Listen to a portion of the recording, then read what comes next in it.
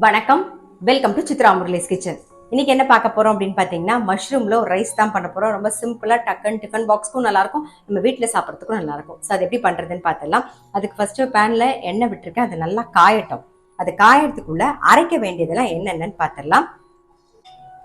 சின்ன வெங்காயம், ஒரு 5-6 சின்ன வெங்காயம், ஒரு 4-5 முந்திரி பருப்பு, ஒரு அரை டீஸ்பூனுக்கு கசகசா,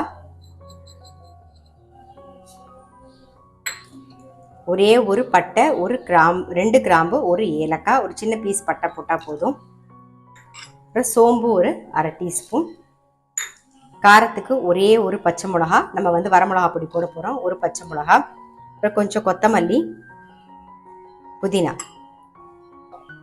இதெல்லாம் சேர்த்து அரைச்சி எடுத்துகிட்டு வரலாம். இப்போ நல்லா அரைச்சாச்சு. நம்ம வெங்காயம், புதினா, கொத்தமல்லிலாம் இந்த பக்கம் பேனில் வந்து எண்ணெய் விட்டுருந்தோம், அது நல்லா காஞ்சிருக்கு. 2 வெங்காயம், பெரிய சைஸில் 2 வெங்காயம் நீட்ட வாக்கில் கட் பண்ணி வச்சுருக்கேன், அதை வதக்கிக்கலாம்.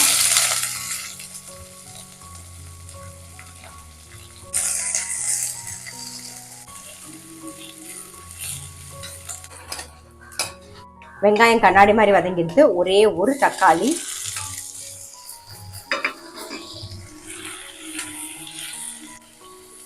தேவையான உப்பை சேர்த்துடலாம். இப்போவே நம்ம மஞ்சள் பொடி,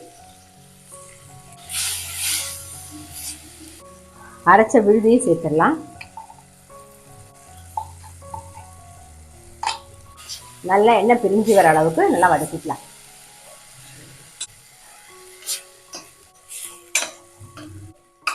இஞ்சி பூண்டோட பச்சை வாசனை போயிடுது. ஏற்கனவே ஒரே ஒரு பச்சை மிளகா போட்டிருக்கோமா, கொஞ்சமாக வர மிளகா பொடி சேர்த்துக்கலாம்.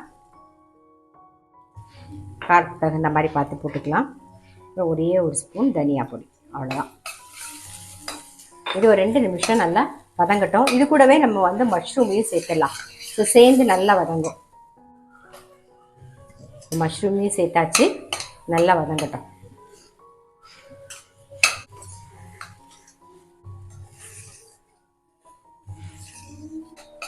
பாருங்க, நல்லா வதங்கிடுது, தெரியுதா? எல்லாமே சேர்ந்து நல்லா வதங்கிடுது.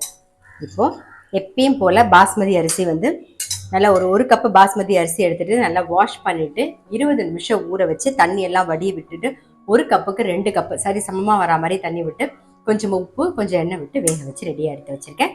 சரி, இப்போ இதை சேர்த்துடலாம். நாம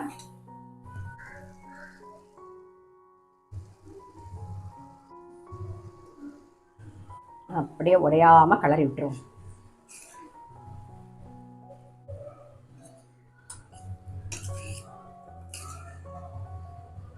நல்லா மிக்ஸ் பண்ணியாச்சு. மேலாக கொத்தமல்லி போட்டுருவோம். அவ்வளோதான், நம்மளுடைய மஷ்ரூம் ரைஸ் ரெடி. ரொம்ப ரொம்ப சிம்பிள் தான். நான் சொன்ன மாதிரி இந்த மாதிரி ட்ரை பண்ணலைன்னா பண்ணி பாருங்கள். சின்ன வெங்காயம், கொஞ்சம் சோம்பு, முந்திரி பருப்பு, கசகசா, அப்புறம் பட்டை, கிராம்பு, ஏலக்காய், புதினா, கொத்தமல்லி இதெல்லாம் சேர்த்து அரைச்சிட்டு வேணும்னாலும் இஞ்சி பூண்டு கூட நீங்கள் சேர்த்து அரைச்சி பண்ணலாம். ஸோ இந்த மாதிரி இதை மட்டும் தனியாக அரைச்சிட்டு இஞ்சி பூண்டை தனியாக வதக்குங்க, அப்போ தான் நல்லா டேஸ்ட்டாக இருக்கும். இந்த மாதிரி அரைச்சி ட்ரை பண்ணி பார்க்கல அப்படின்னா டெஃபினட்டாக ட்ரை பண்ணி பாருங்கள். நம்ம நல்லா ஒரு தயிர் பச்சடியோடு சாப்பிட்லாம், இல்லைன்னா வந்து ஒரு உருளைக்கிழங்கு சிப்ஸோடு சாப்பிட்றதுக்கு ரொம்பவே டேஸ்ட்டாக இருக்கும். ட்ரை பண்ணுங்கள். நான் அடுத்த வீடியோவில் சந்திக்கிறேன்.